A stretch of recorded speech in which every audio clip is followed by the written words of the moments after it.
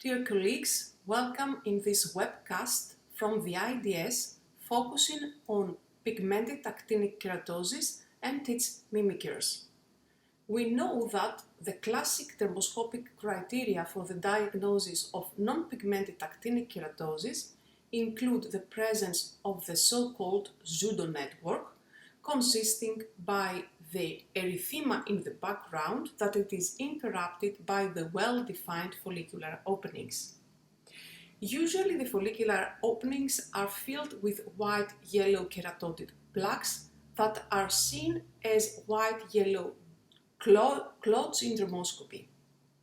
We may also observe short, thin and curved vessels that surround the follicular openings, whilst when the lesion is a little bit thicker, we may observe the presence of white and yellow scales.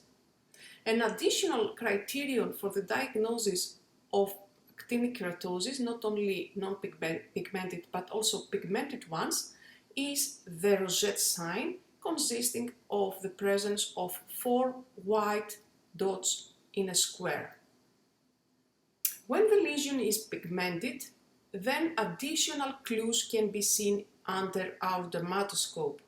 The presence of pigmentation is mostly seen as the brown pseudo network, meaning that we see brown color and erythema in the background, that it is interrupted by the white and wide, well-preserved follicular openings.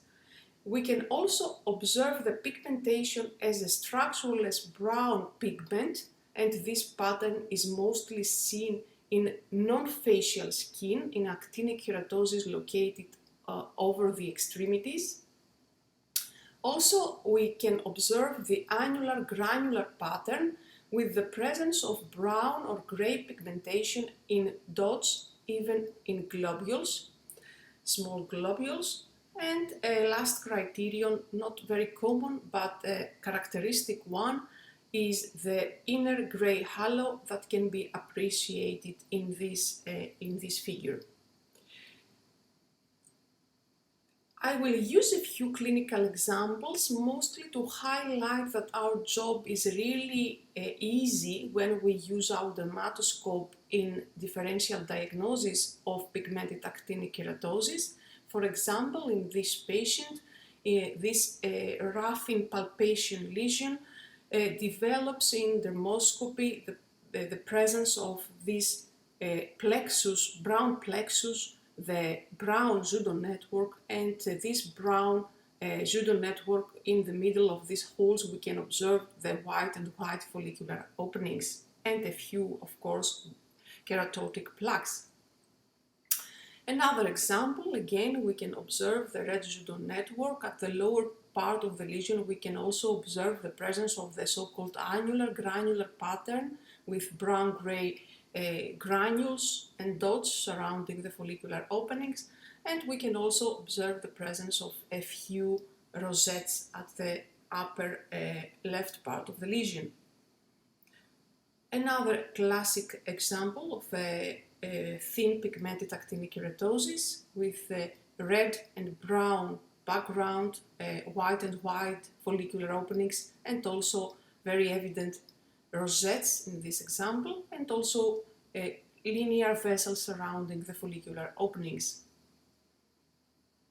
Even in this example, that on the clinical basis can be really challenging, because we know that pigmented actinic keratosis may closely mimic lentigo maligna on clinical but also on dermoscopic basis sometimes. Here we can again observe the presence of brown pseudo network and also the presence of white scales that serve as differential clues for the diagnosis of actinic keratosis.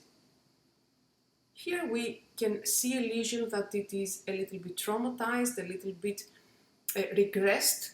However, there is an additional tip that we can apply in order to be able to recognize this lesion and diagnose this lesion as a pigmented actinic keratosis, and this tip is to switch from non-polarized to polarized light, because now we are able to appreciate better and see the presence of rosettes that are clear-cut and very evident in this clinical example, and in this way we have our diagnosis of a pigmented actinic keratosis. We all know that the mimickers of pigmented actinic keratosis are lentigo maligna and solar lentigo over the face.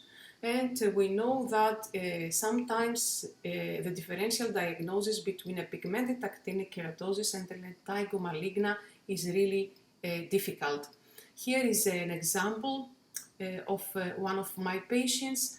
In my view, by far the most difficult scenario is the annular granular pattern, because we know these brown-gray granules may create even angulated lines, zigzag sign, rhomboidal structures, and we all know that these are also criteria in dermoscopy for the diagnosis of lentigo maligna.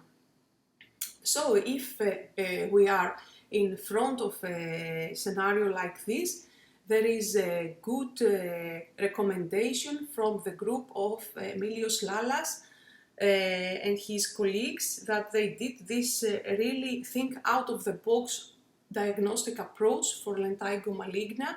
And what do they recommend is to think in an inverse manner when we are in front of a pigmented facial lesion, and instead of struggling to find lentigo maligna criteria, we should focus on the benign ones.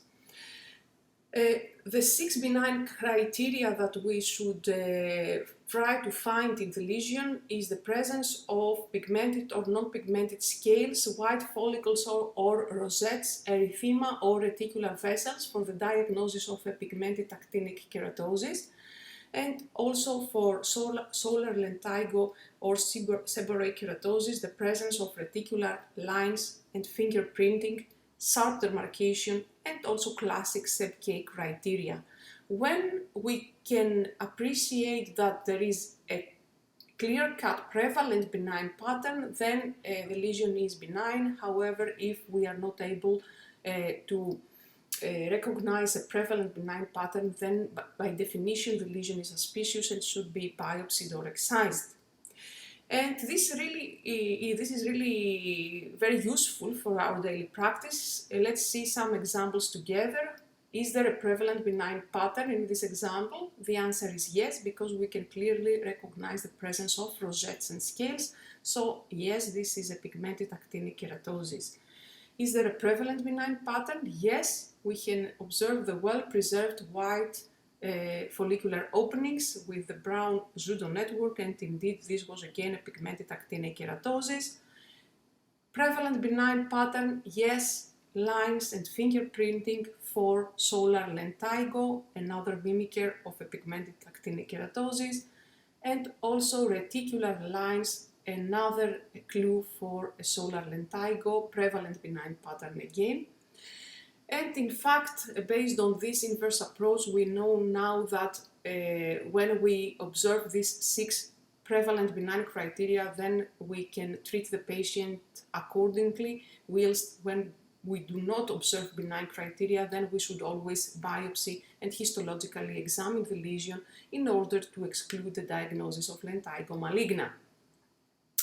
In conclusion, when we examine dermatoscopically a pigmented facial lesion, we can be sure that the lesion is an actinic keratosis when we can clearly see the presence of brown pseudo network, brown background interrupted by the follicular openings, the annular granular brown or gray pigmentation in dots and globules, white and white follicular openings that sometimes are filled with plugs, white, yellow scales, short thin vessels surrounding the follicles, and these are the main dermoscopic criteria for a pigmented actinic keratosis. Thank you for watching this webcast.